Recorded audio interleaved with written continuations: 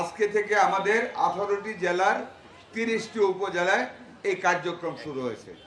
তার কারণ world bank এবং ইউনিসেফ আইডেন্টিফাই করেছে, নির্দিষ্টকরণ করেছে ওই 18টি জেলায় এবং 30টি উপজেলায় এই হামের প্রাদুর্ভাবটা বেশি, যেই কারণে আমরা টার্গেটেড ওয়েতে আমরা নির্দিষ্টকৃতভাবে ওই 30টা উপজেলায় আজকে থেকে আমরা পুরো দমে আমরা এই ভ্যাকসিনেশনটা শুরু করে আমরা শেষ করব। পর্যায়ক্রমে সারা বাংলাদেশকে আমরা কভার করে নেব ইনশাআল্লাহ। আচ্ছা, পরবর্তী যেটা আমাদের কর্মসূচি 12ই এপ্রিল থেকে ঢাকা দক্ষিণ ও উত্তর সিটি কর্পোরেশন, ঢাকা দক্ষিণ উত্তর সিটি কর্পোরেশন 12ই এপ্রিল থেকে, ময়মনসিংহের ত্রিশাল না, ময়মনসিংহ বরিশাল, এটা ময়মনসিংহ এবং বরিশাল ওই 12 তারিখ থেকে আমরা শুরু করবো, অর্থাৎ এই মাসের 12ই এপ্রিল থেকে আর 7 দিন পর থেকে আমরা ঢাকা সিটি কর্পোরেশনের উত্তর দক্ষিণ ময়মনসিংহ এবং বরিশাল গ্রেটার এরিয়াতে ইনশাল্লাহ আমরা টিকাদান কর্মসূচি চালিয়ে যাব। আমাদের সরকার, আমাদের মাননীয় প্রধানমন্ত্রী জনাব তারেক রহমানের গতিশীল নেতৃত্বে, বিচক্ষণতায় আমরা এই টিকাদান কর্মসূচিটাকে অনেকটা এগিয়ে আনতে সক্ষম হয়েছি। ওনার বিচক্ষণতা বা ওনার যদি এই রকম জনগণের প্রতি দৃষ্টি রাখা, স্বাস্থ্যের প্রতি দৃষ্টি রাখার যদি ঘাটতি থাকতো, আজকে এই কাজটা আমরা সফলভাবে করতে পারতাম না। কাজী আমি এই এলাকার যারা আমাদের দলীয় নেতৃবৃন্দ সবাইকে অনুরোধ করব, গ্রামের দিকে খেয়াল রাখবেন।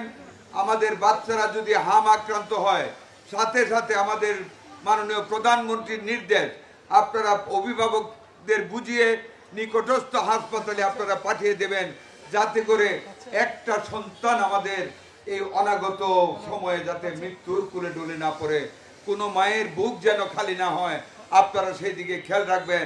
মাননীয় সংসদ সদস্য এই ব্যাপারে আপনাদের সাথে যোগাযোগ রাখবেন, খেয়াল রাখবেন। 3রা মে থেকে অর্থাৎ আগামী মাসের 3 তারিখ থেকে অবশিষ্ট সারা দেশের সকল জেলা, সকল উপজেলায় একযোগে আমরা এই টিকাদান কর্মসূচি চালিয়ে যাব ইনশাল্লাহ।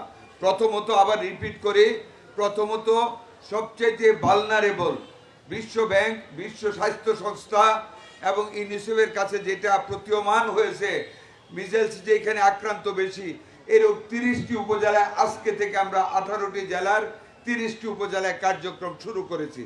4 তারিখ 12ই এপ্রিল থেকে আমরা ঢাকা দক্ষিণ এবং উত্তর সিটি কর্পোরেশন, তার সাথে ময়মনসিংহ এবং বরিশাল জেলাকে কভার করে দেব ইনশাল্লাহ। 3রা মে থেকে বাংলাদেশের বাকি সমস্ত জেলা, সমস্ত উপজেলায় একযোগে আমরা আমাদের এই টিকাদান কর্মসূচি এবং ভিটামিন এ কর্মসূচি চালু থাকবে, চালিয়ে যাব। জনগণকে কভার করে আমরা আল্লাহর রহমত চেয়ে এই রোগের বিরুদ্ধে, এই প্যান্ডেমিকের বিরুদ্ধে, এই মিজেলের বিরুদ্ধে আমরা যথাযথ ব্যবস্থা গ্রহণ করে আমাদের বৃহত্তর জনগোষ্ঠীকে ইনশাল্লাহ আমরা বাঁচানোর চেষ্টা করব। এই উপলক্ষে I must give my heartfelt thanks to UNICEF and World Health Organization, especially Ms. Flower and Rana Flower and Ahmed Jamshed Mohammed. I congratulate you.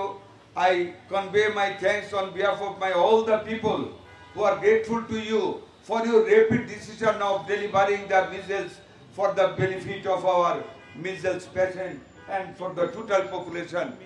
I again congratulate you, give my thanks from the people on behalf of the people of this country for as you have come ahead to help our people, to save our people from this pandemic. I hope you will continue this effort for the days coming ahead.